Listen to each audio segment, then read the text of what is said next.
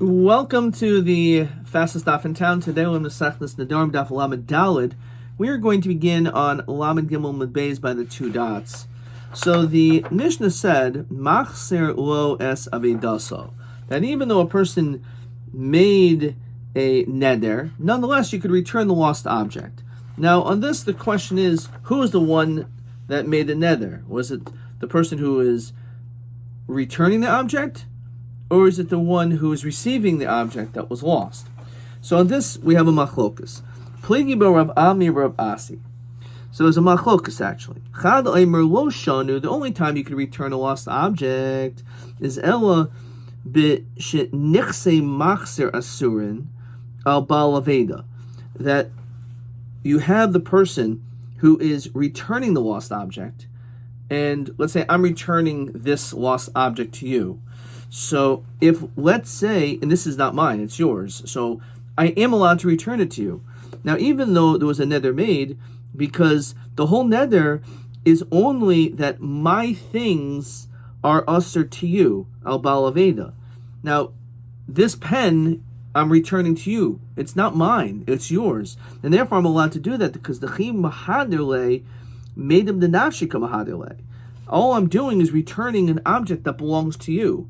So even though there is a Isser of Hana, over here, I'm giving you something that's yours. So it's not like it's mine and I'm giving you something. No, I'm just giving you something that is yours anyway. So therefore, even though it's true, there's this Isser Neder, but since my possessions are usher to you, the Baal Aveda, so I'm not doing anything to you. I'm really not giving you any Hana, because I'm just giving you what's yours anyway.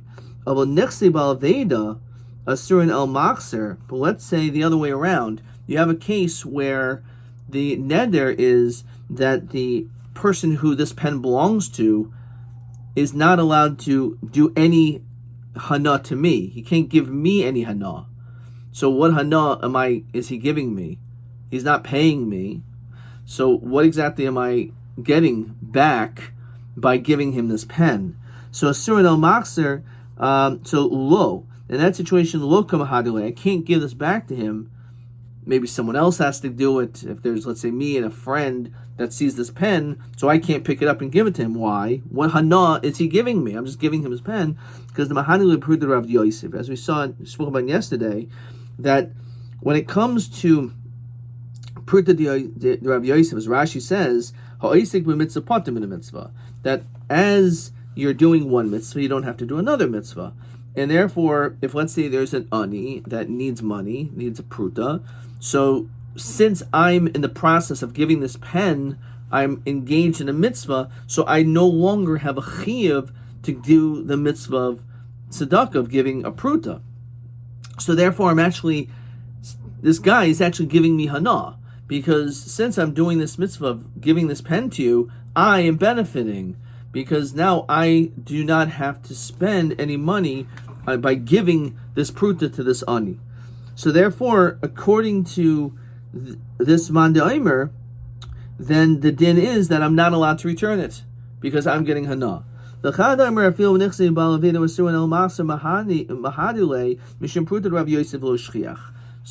the other man de'omer, it says, no, makes no difference. Even if the Isser hana is that I can't get any benefit, I can still give you your pen back.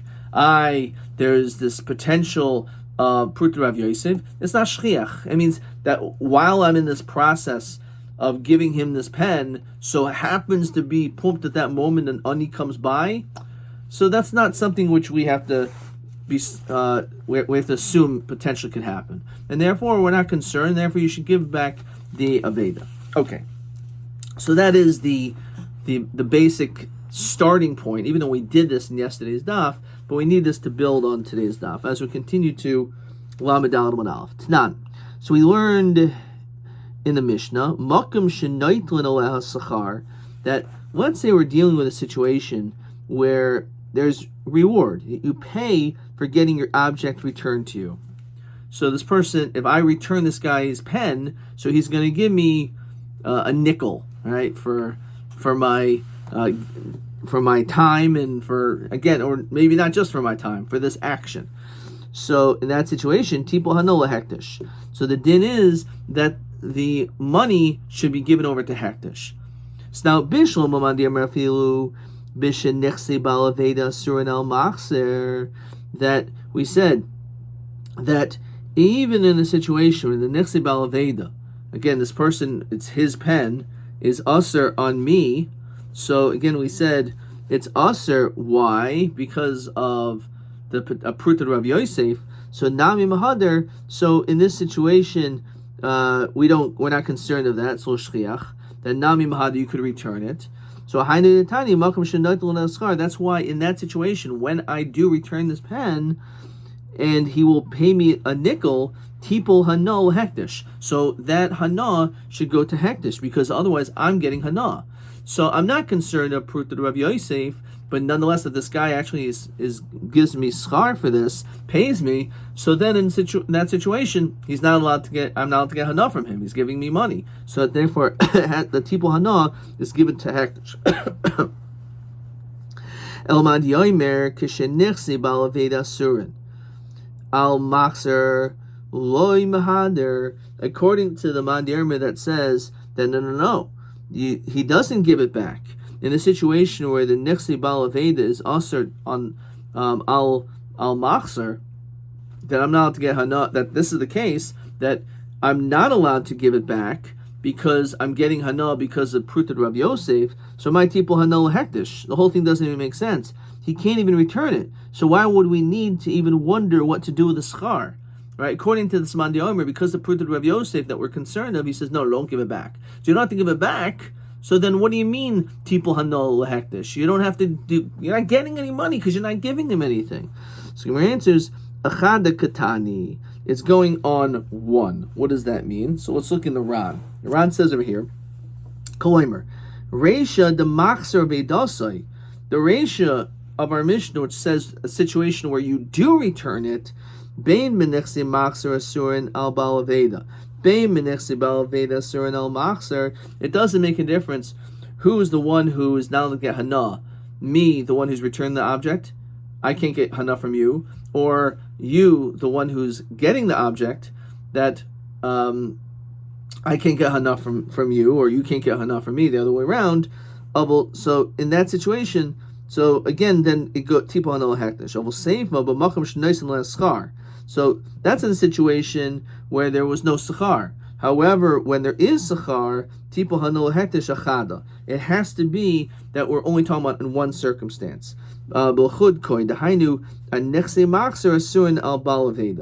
situation where the nechasim of me, of the machzer, the returning object, is asur on the balaveda, so in that situation, I do return the pen, because, again, if you can't get hana from me, the one who's returning the pen, so you're not getting any hana from me. I'm giving you back which is yours, as we said, which everyone holds. That's what the din is. So in that situation where he does have to return it, in that case, according to that Mandaimer, and you do receive sechar, that's what it means that titnul hanol hektish. So pashut, that you could say titnul hanol hektish is talking, depending on what shita you hold. That if you hold that the only time you're allowed to return it is in a situation where the machzer, the balaveda, is the one who is not to get hana from me. So in that situation, I'm allowed to give you your pen back. So in that situation, if it's a b'makoim, if it's a place where they give sechar for that, so then it has to go lehektish. Okay, now that's one lashon. Some say it a little differently. They say it based on the following lashon. So let's see the Gemara, a different way of reading this machlokas. One says, Lo shanu, the only time that we say that the object can be returned, ela b'shit nichse balaveda surin al machzer, is only in a situation where there's an isser of the balaveda, which I'm establishing. I'm the one who's returned the object. I'm not allowed to get hana from you. So in that situation, it's actually the reverse over here. That situation, you are allowed to return it. What do you mean? How about Pruta Rav Yosef? We're not concerned about that.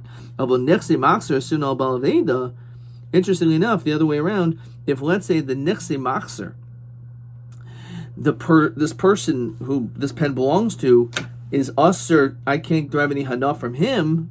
So in that situation, unlike what we said before, loy mahadele. What do you mean? Well, why not? I'm just giving back which is his. Mishum dekama hanile. So we say, no, he's getting hana. There is hana. What's the hana? Because I'm giving back an object. Okay, it was once his. It's always his. The reality is, it's lost. As far as he was concerned, maybe he had no hopes of ever getting it back. And all of a sudden now he has a pen. So because of that, he does get hana. He feels great. And now he has an object which he doesn't know where it was. So in that situation, it is, you're not allowed to return it. Doesn't make any difference. As we said before, you're just giving back the object which always belongs to him. Okay. So basically, unlike the first lashon, it flips it and says that the only time that perhaps you can give it back is dafka in a situation where, again, where we're not concerned of the pruta Rav Yosef, and therefore I'm not getting any hana by giving you this pen.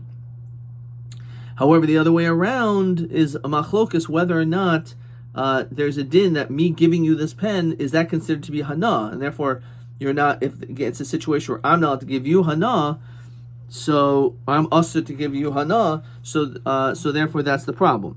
So that's another way of reading it. Okay, now based on that, Tanan. Makoim, and we focus on the word makoim over here, a place. Now, then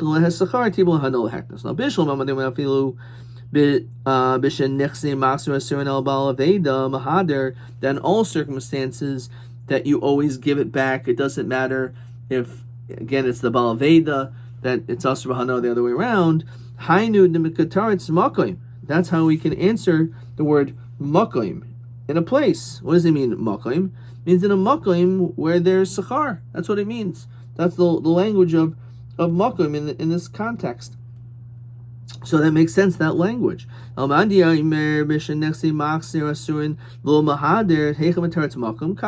Just as you're right, it is a difficulty. So before we continue, let's look at the Ran. It says, Indian halacha kaimel the bain. Ben shenechse machzer asurin al baal aveda. Ben shenechse baal aveda asurin al machzer mahader. So we see la halacha that it doesn't make any difference who's the person who usher, me to you, you to me. In all situations mahader. So again, it must be because of Pruta Rav Yosef was lo shliach, and also the notion that I'm just giving back that which belongs to you. Question 13. Hayu nechse machzer asurin al baal aveda. And they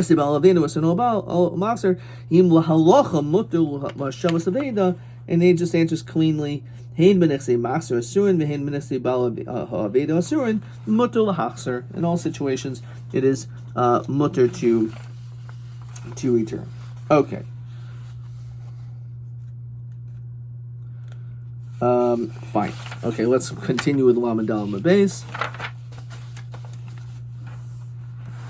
So the Gemara says like this. Amarava. Haisel fun of kikar shel hefker. So let's say you have in front of you a loaf of bread, and that bread is ownerless. Now, you have a right to be koined if you want, but instead you said the following declaration: Kikar zu hektish. That I want this bread to become hektish. It should be sanctified as kodesh. Natla, he took it l'achla, and he took it with the intentions to eat it. So then is moil lefikulai. So since it took upon itself the level of hektish, so therefore he's moil completely on this object. The fact that he had this intention, and therefore he got hana from it, and therefore he has to pay for its full value. However, let's say it was l'hoyrisha levanav. If let's say his whole intention, he took it with the das of when he dies, his children will inherit it. So in this situation, if you look at the Ran, it says that Kivan Doloi Higbiha, he didn't actually do Hagbah, he didn't pick it up, Elohoirisha, Levanav, except for the sake for his children, he didn't do it for himself. So because of that, Veloi Shikhu Oisai Achshav, there's no din that he wasn't kind of for now. Okay,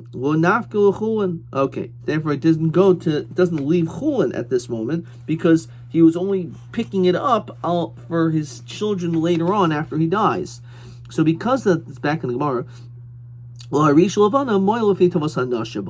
so there is a requirement of paying for that which you did, but it's not the full damage, but for the full value, but only tovas hana. Says Rashi, she'ena mishalim l'hektish, you don't pay back the hektish el kafi cheskas toiva shenasan l'aviv echad min habanim, the toiva that the father did for the children, b'shvil shemari shaloi that he inherited v'hainu tovas hana. Okay, so let's look at this Ran, so we can understand this case a little bit better. Top Ran, hainu nakit la b'kikar shel hefker. Why does it use that example? Onos bread. Well, naked le b'kikar shelo. Just say it's yours. What's the difference? Let's say it was in your property, it was in your courtyard, and you're makdish it. Why do we give an example where you take it of hefker? What's the difference? The hefker, then it's yours either way. So what difference does it make? So the Ran says like this: in that situation, if it was already his, then if he took it for eating moil, then he wouldn't be moil. Why? Because before it was his. And now after hektish, it's still in his rishus. It's considered to be, he's likened to the gizber of hektish, as it's brought down at the end of the first paragraph in Chagiga. Shim natal davar shel hektish. If you took something of hektish, l'schois boy loy moil mishum demikara nami de b'rishusikoy. It was in your possession v'hashanami b'rishusay. Now, he didn't eat it, but he took it for the das of eating it. So we say that he didn't do anything. It was always in his rishus before, now it is afterwards. So in that situation, he actually wouldn't be moil. The ein me'ilo behektish el b'moitzim rishus hektish rishus acher. It actually has to leave the rishus of hektish. Yomali b'chatzer, yomali b'yadai. What's the difference if it's in his chatzer or in his hand? Hacha v'hacha not big b'rishusay. It never left the rishus. So he knocked in the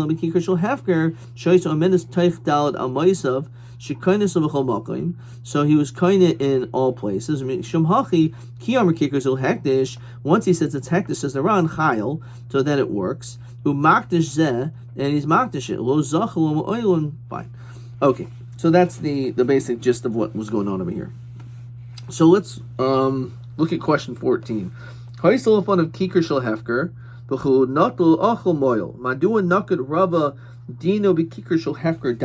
the Ran. So why does it mention that case? So this is question 14. To be kikar shelo, if it was already your bread, dikdisha, and your makdashit, kivan shehi b'rishuso, since it was already in your rishus, havi ki gizbor she'ein me'ila b'netilaso. You're like a gizbor that you're not moil when he takes it.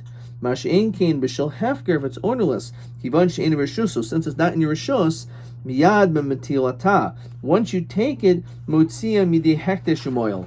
That takes it out of the status of hektish, and therefore you're moil. Okay, so it's basically what we said is how they explained it.